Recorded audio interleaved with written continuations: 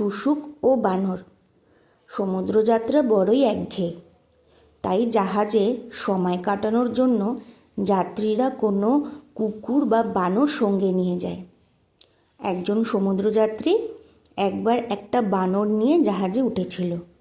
জাহাজটা আফ্রিকার উপকূলে সোনিয়াস অন্তরীপের কাছাকাছি এসে ডুবে যায়। যাত্রীরা সব জলে লাফিয়ে পড়ল এবং সাঁতার কাটতে শুরু করলো। সেই সঙ্গে বাদরটাও সাঁতার দিচ্ছিল।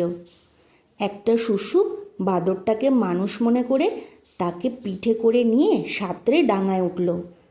এথেন্সের বন্দর পিরায়ুসের এসে সে বাদরটাকে জিজ্ঞেস করল, তুমি কি এথেন্সের লোক? বাদরটা বলল, তা তো বটেই, তাছাড়া আমার মা বাবাও এথেন্সের নাম করা লোক। শুশুক বলল, পিরায়ুসের নাম শুনেছ তুমি?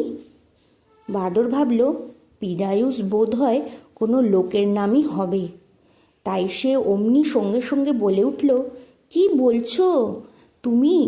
নাম শুনবো না? সে যে আমার প্রাণের বন্ধু। বাদরের মুখে এই ডাহা মিথ্যে কথাটা শুনে শুশুকের ভীষণ রাগ হলো এবং বাদরটাকে দূরের গভীর জলের মধ্যে ছুঁড়ে ফেলে দিল, যাতে সেখানেই বাদরটা ডুবে মারা যায়। গল্পটির উপদেশ হলো, মিথ্যার আশ্রয় নিয়ে শেষ পর্যন্ত বাঁচা যায় না।